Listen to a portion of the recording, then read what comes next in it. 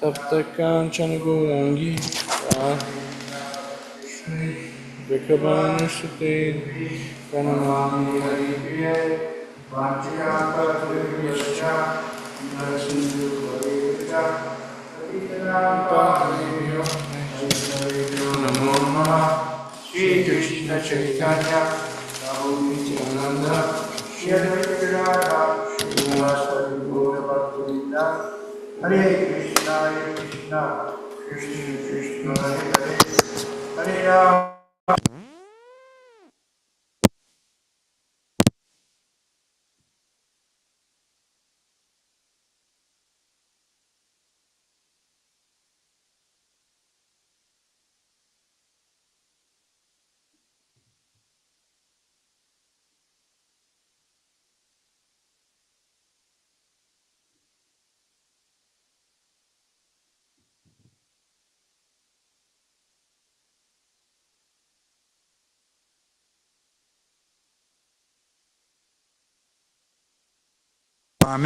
Kami Vyas Chariko Yogi Tasmad Yogi Bhavarjuna.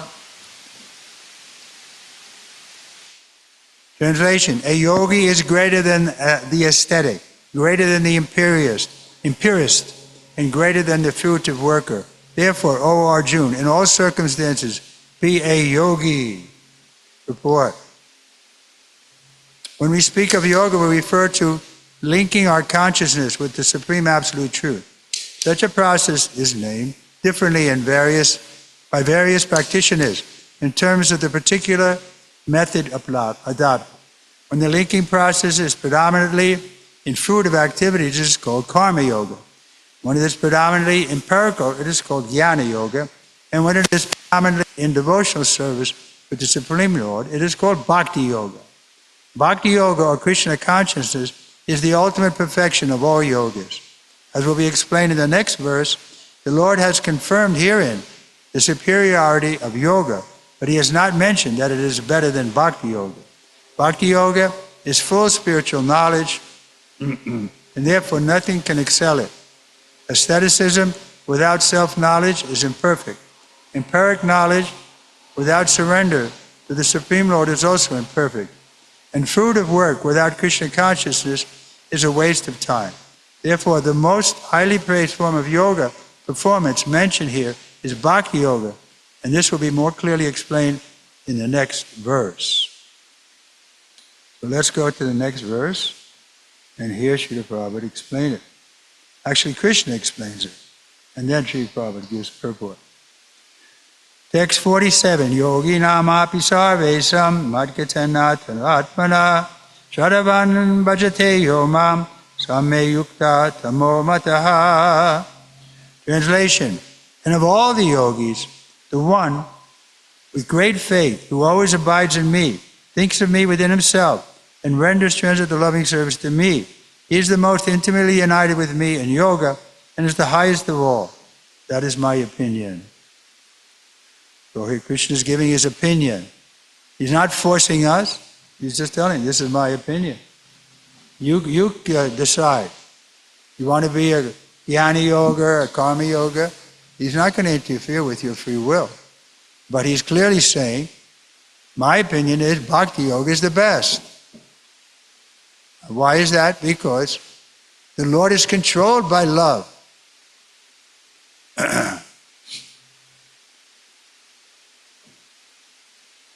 So not that we're interested in controlling the Lord, but we do want to exhibit our love for Him. And so Bhakti Yoga is recommended. It doesn't mean we have to change our position. We don't have to go to the Himalayas. We don't have to stand on our head or do some severe austerity. Some austerity, but not severe.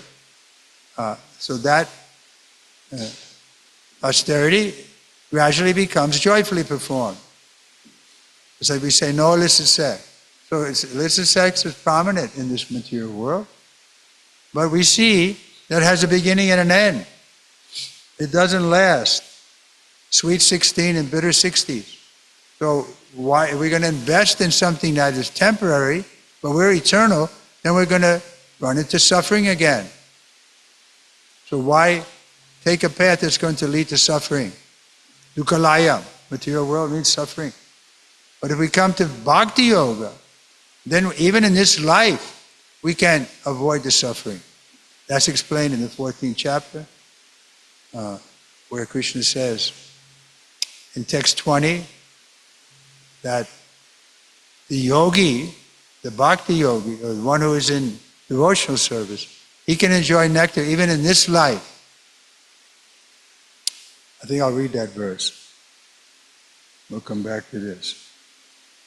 Where are we here?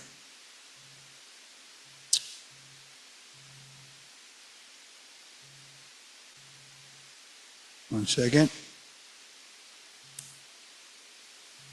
This 14th chapter, the modes of material nature, text 20.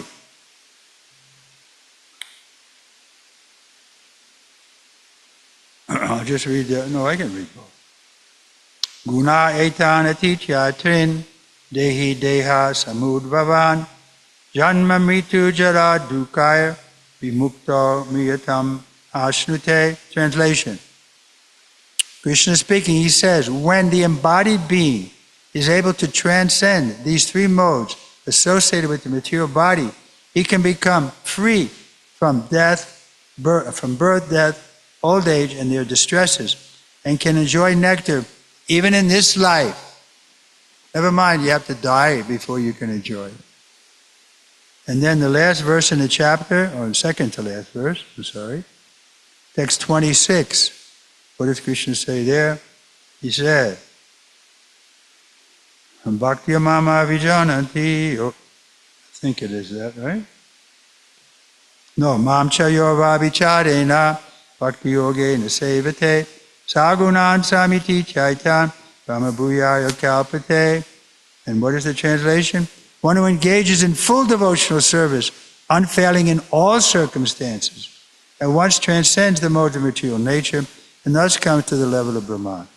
So this is the easy way. Why should we take a difficult path when Krishna is offering us this sweet process of Bhakti Yoga? Don't have to change your position, just change your consciousness.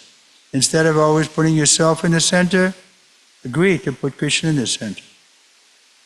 And this is his natural position. Otherwise, we remain chewing the chew. So let's go back to the end of the 6th chapter where we were.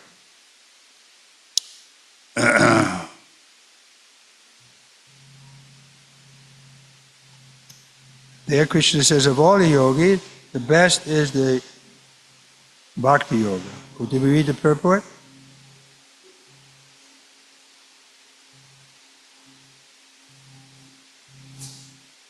Raj is there?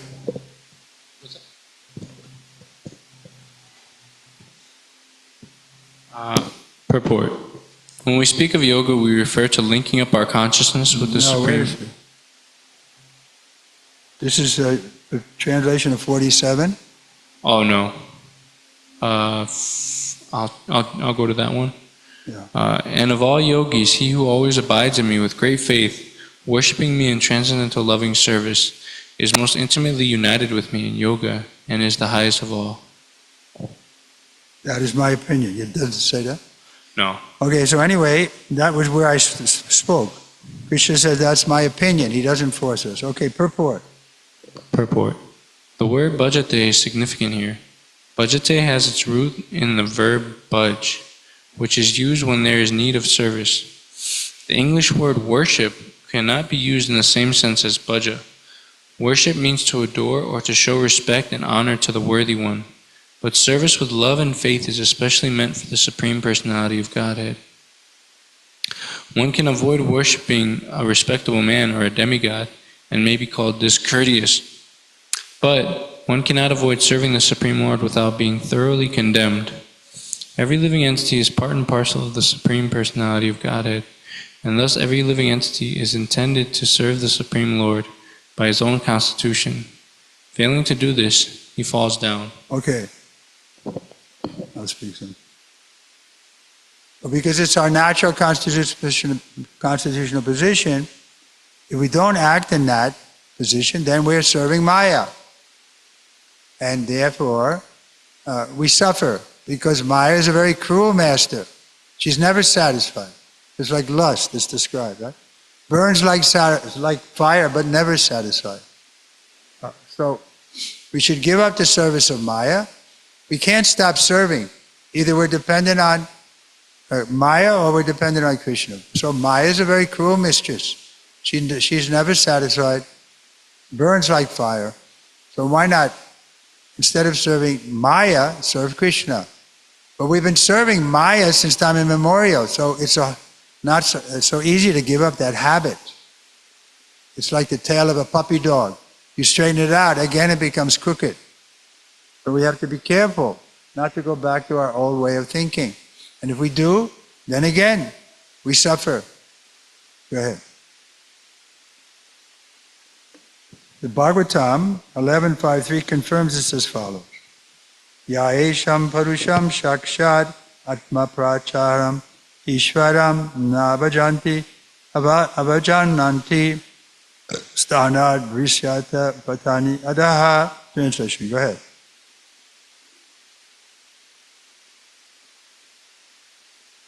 You can't find it?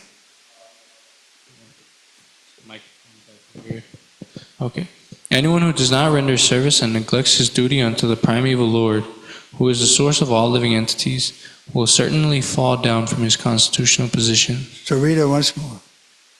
Anyone who does not render service and neglects his duty unto the primeval Lord, who is the source of all living entities, will certainly fall down from his constitutional position. Okay, so that's what's happened to us. We've fallen down. We're in an awkward position.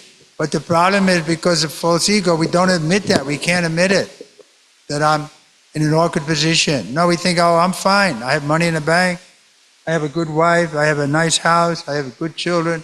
What are you talking about? Awkward position. This is not awkward.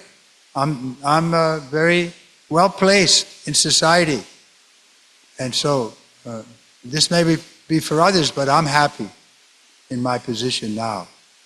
So that's called illusion. What is the use of that happiness that's going to be finished in a few days?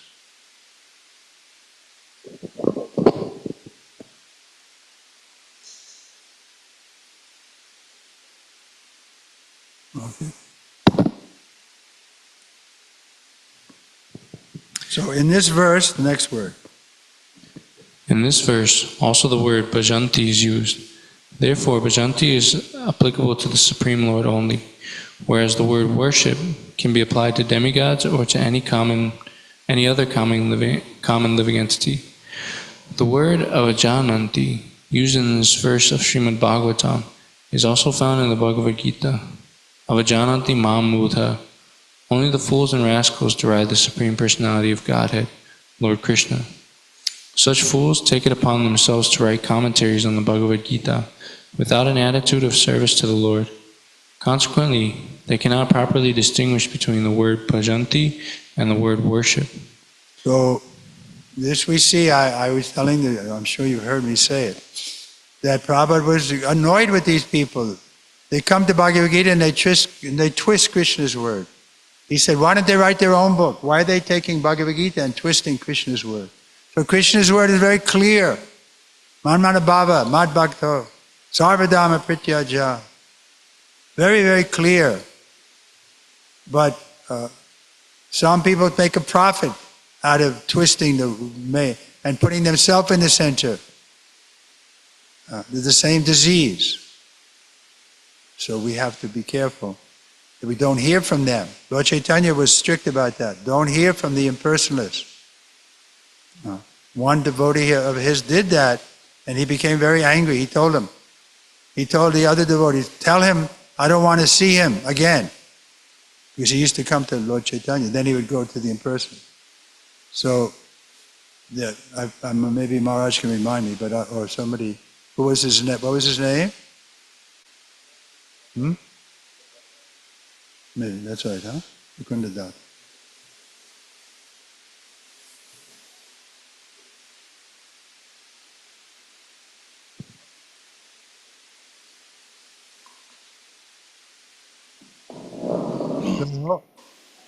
Can you hear me?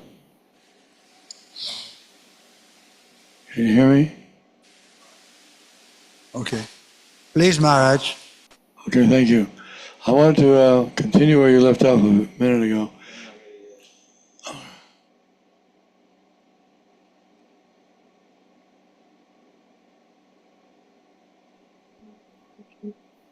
All right, Guru Maharaj, we can hear you now. Yeah. I wanted to continue where you left off about either you serve Maya or you serve Krishna. So there's a very nice verse Prabhupada loves to chant, loves to recite. Go down a little bit. Goes like this. And I'll read the Sanskrit, and then I'll read the English. Go Sanskrit. Just a little bit up. There. It goes like this. No, just Kamadinam Katina Katina Katina Katida Palita Durnideshas Tesham Jatamai Nakuruna Natapa Nopashanti Utrajaitan Atayadupate Sampratam Labda Buddhis Tam Ayata Sharanam Abhayam Mam Yungshvatma Dasi. And the translation is, O my Lord, there is there's no limit to the unwanted orders of lusty desires. Although I have rendered these desires so much service, they have not shown me any mercy to me. I have not been ashamed to serve them, nor have I even desired to give them up. O my Lord, O head of the Yadu dynasty, recently, however, my intelligence has been awakened, and now I am giving them up. Due to transcendental intelligence, I now refuse to obey the unwanted the unwanted orders of these desires. And I now come to you to surrender myself at your fearless lotus feet. Kindly engage me in your personal service and save me. Thank you. That verse, you go down to where it's from. That's a verse from Bhakti Rasamrita Sindhu 3:2:35. Rupa Goswami.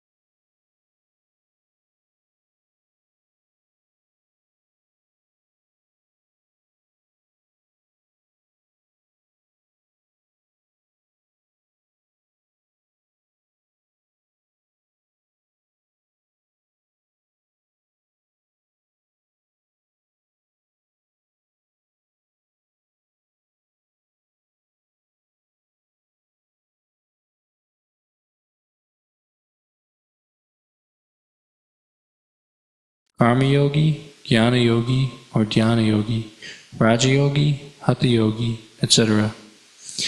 If one is fortunate enough to come to the point of Bhakti Yoga, it is to be understood that he has surpassed all the other yogas.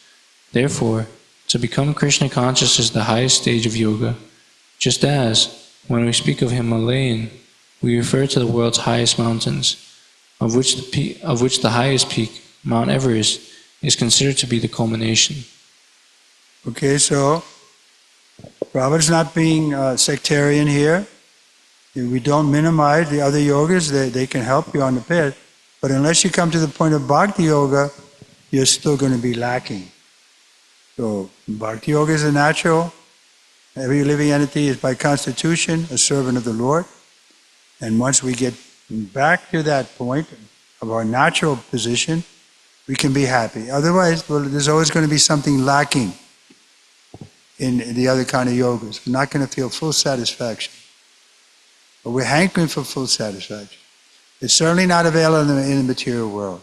And the quickest way to get to the spiritual world is Bhakti Yoga. Go ahead. It is by great fortune that one comes to Krishna consciousness on the path of Bhakti Yoga to become well situated according to the Vedic direction. The ideal yogi concentrates his attention on Krishna, who is called Shama Sundar, who is as beautifully colored as a cloud, whose lotus-like face is as effulgent as the sun, whose dress is brilliant with jewels, and whose body is flower-garlanded. Illuminating all sides is his gorgeous luster, which is called the Brahmajyoti.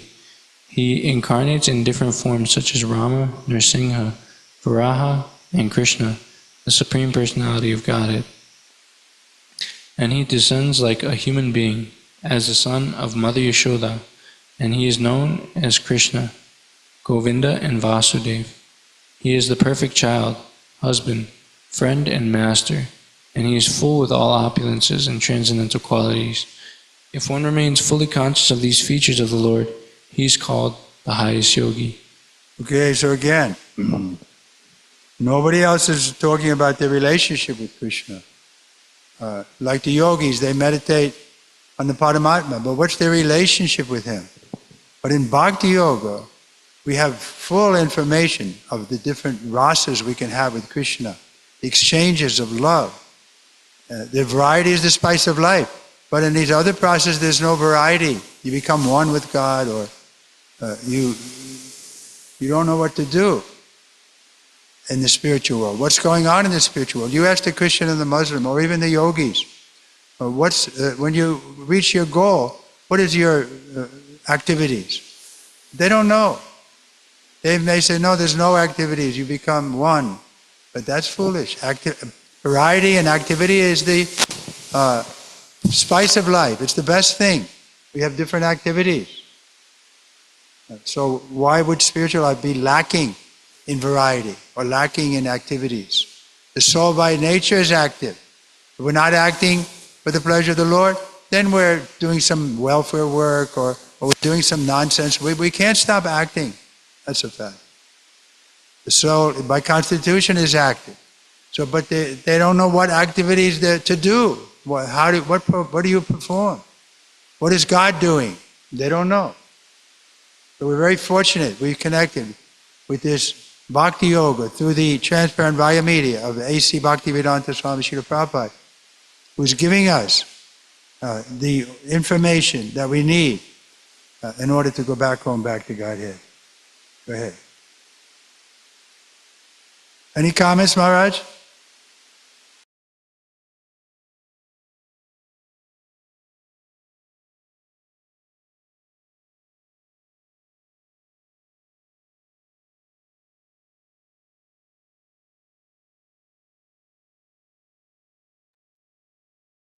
Okay, Maharaj.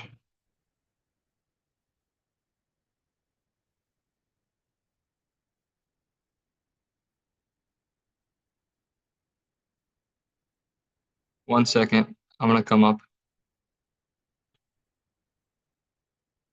Oh, it's muted over there. Okay, maybe there's no comment.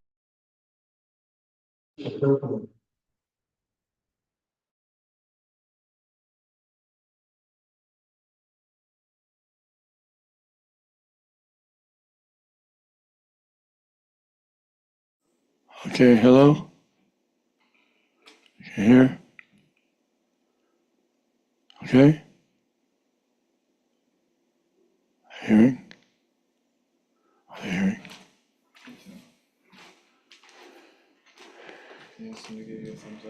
Yeah, give me a thumbs up if you can hear.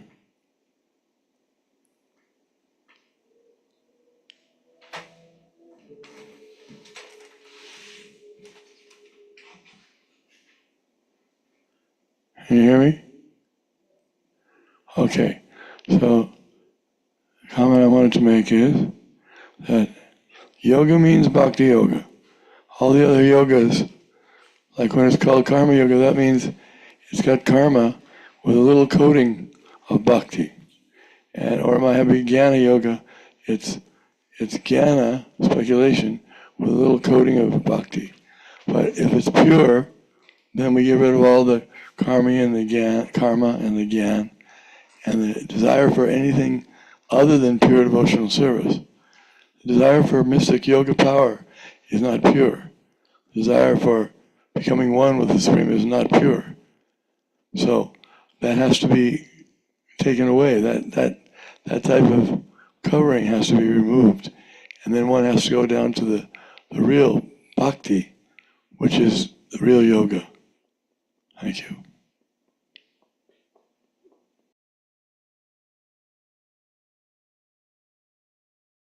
Hare Krishna.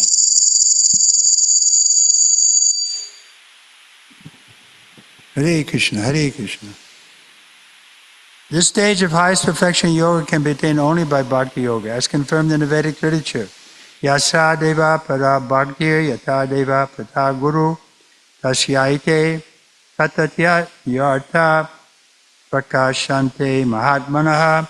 Only unto those great souls who have implicit faith in both the Lord and the spiritual master are all the imports of Vedic knowledge automatically revealed. Sritasvara Upanishad 6:23. Go ahead.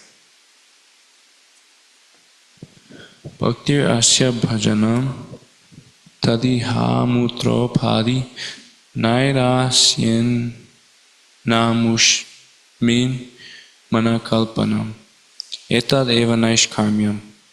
Quote, Bhakti means devotional service to the Lord, which is free from desire for material profit, either in this life or in the next. Devoid of such inclinations, one should fully absorb the mind in the Supreme. That is the purpose of Naishkarmya. These are some of the means for performance of Bhakti Yoga, or Krishna consciousness, the highest perfectional stage of the yoga system. Thus end the Bhaktivedanta purports to the 6th chapter of the Srimad Bhagavad Gita in the matter of Sankhya Yoga, Brahma Vidya. All right, Shri Prabhupada. Let's do one more. 7-1. Shri Bhagavan Uvacha Mayi Ashakta Mana Partha Yogam Yunyat Madashrayaha Asamsayam Samagramam Yata Gyasyasi Tachtrinu. Translation: The Supreme Personality of the Godhead said, "Now, hear, O son of Pritha, how by practicing yoga in full consciousness of me, with mind attached to me, you can know me in full, free from doubt." Purport. In this 7th chapter of Bhagavad Gita, the nature of Krishna consciousness is fully described. Krishna is full in all opulences, and how he manifests such opulences is described herein.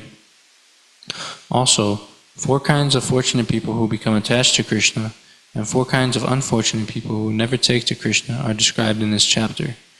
In the first 6 chapters of Bhagavad Gita, the living entity has been described as non-material spirit soul, which is capable of elevating himself to self-realization by different types of yogas.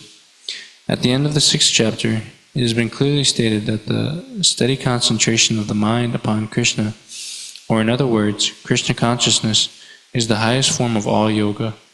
By concentrating one's mind upon Krishna, one is able to know the absolute truth completely, but not otherwise.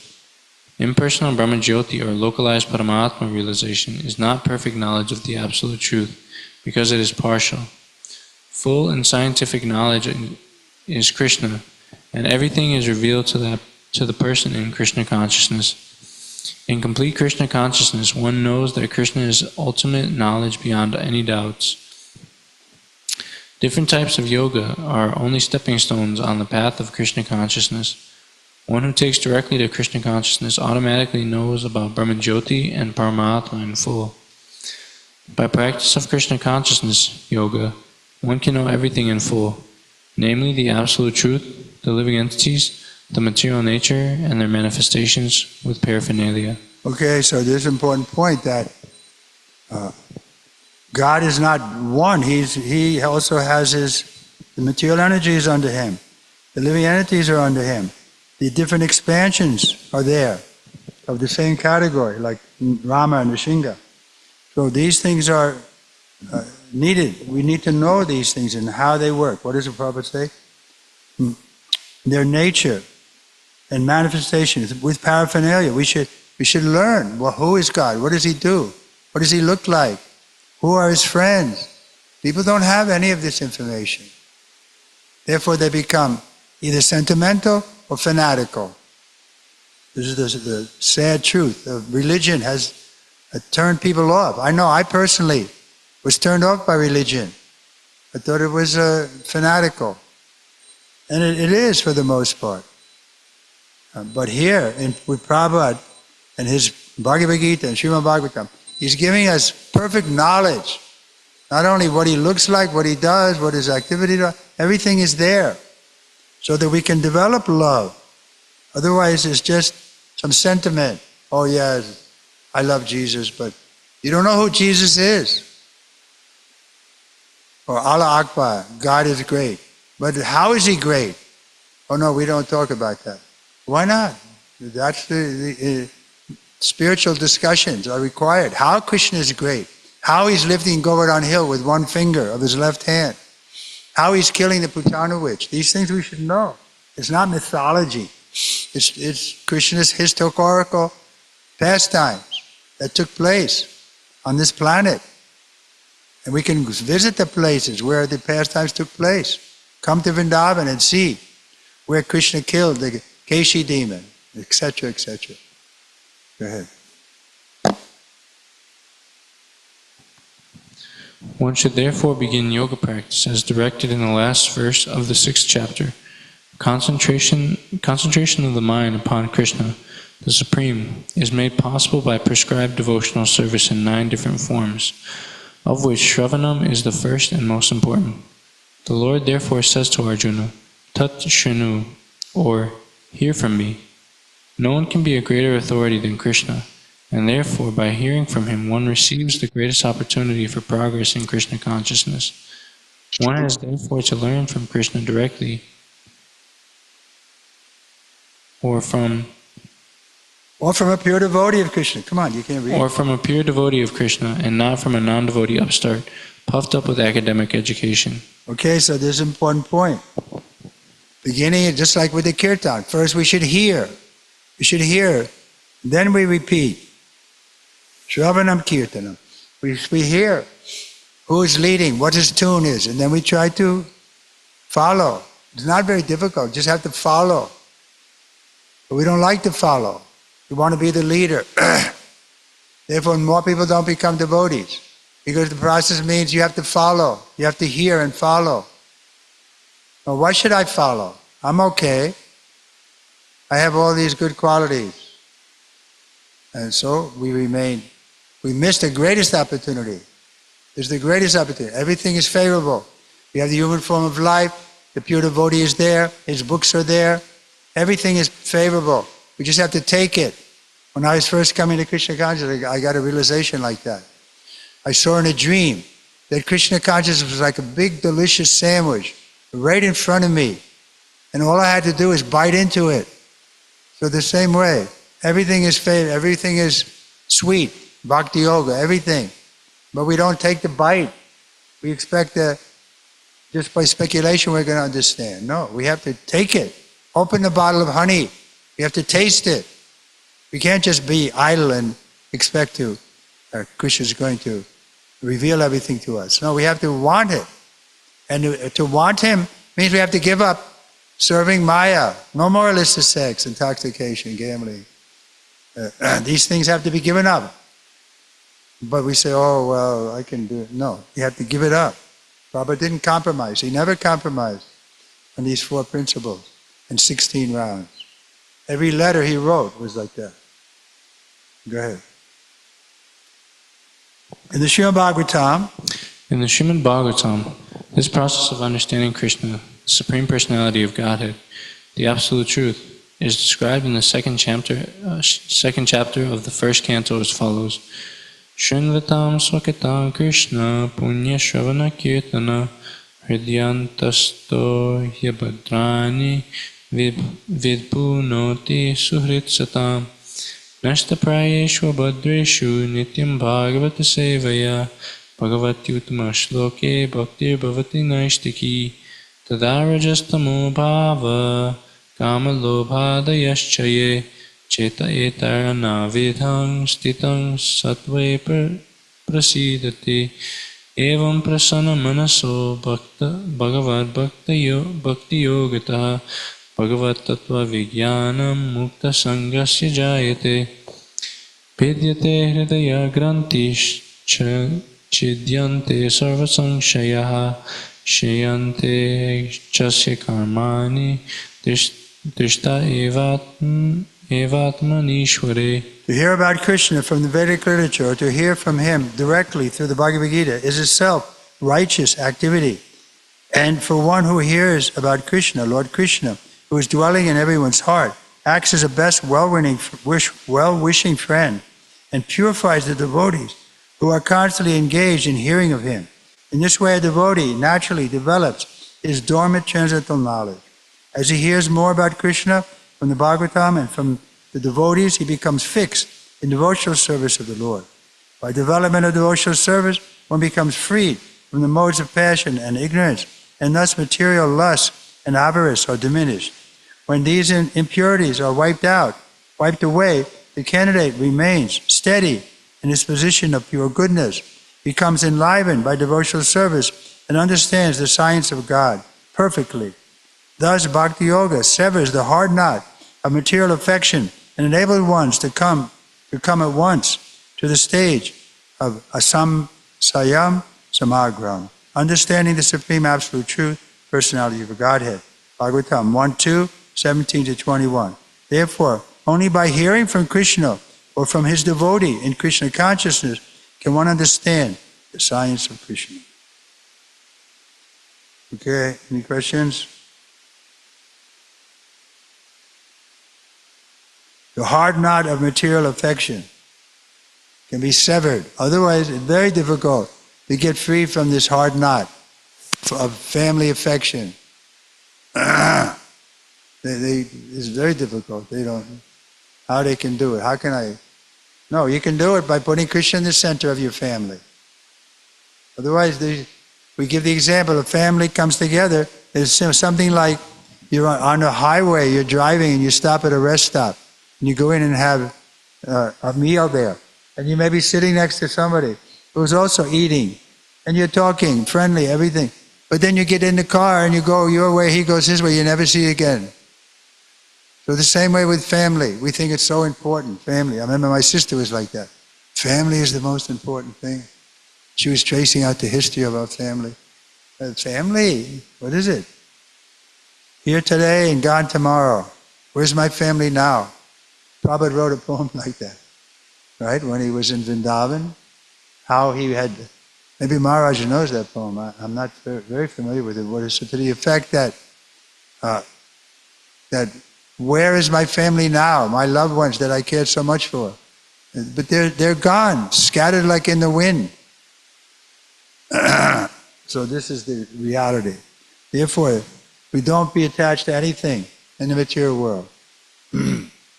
But we should be attached on the spiritual side. We're attached to our chanting. We're attached to hearing. This is the first thing, hearing, yes. Let me come to the class. Let me hear. Let me read Prabhupada's books. Prabhupada took so much trouble to write these books, but we don't bother hearing them. We hear some nonsense. But we have to come to the point of practice, sincere, serious practice. Little austerity is required. Then Krishna will reciprocate. He'll see, oh, now this person is becoming more serious. As we become serious, he reciprocates. That's his nature. He's looking for love. He's looking to increase his loving relations. He has so many relations. But we don't allow him to have our heart. We want to keep the best thing for ourselves. And so we miss the chance to become devotees. Devotee means he gives everything to Krishna. Whatever he has, the best thing he has, he gives to Krishna. Whether it's beautiful women, money, yeah, everything is Krishna's. Use it in Krishna's service. So nothing is rejected. This is Rupa Goswami, Yukta Vairagya. Don't throw anything away that can be used in Krishna's service. It's not so difficult. Okay? Questions? No, it's fine. Should we leave it? Okay, we'll stop here. Bhagavad Gita ki. Gita Prabhupada ki.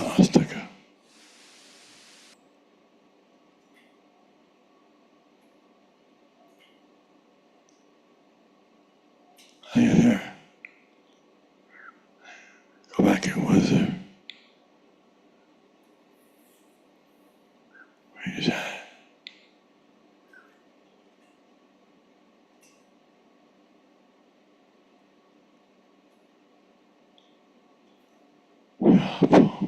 We're on space, Paul.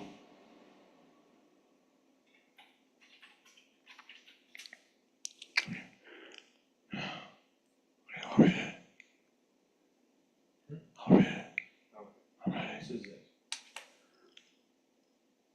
Can you hear me?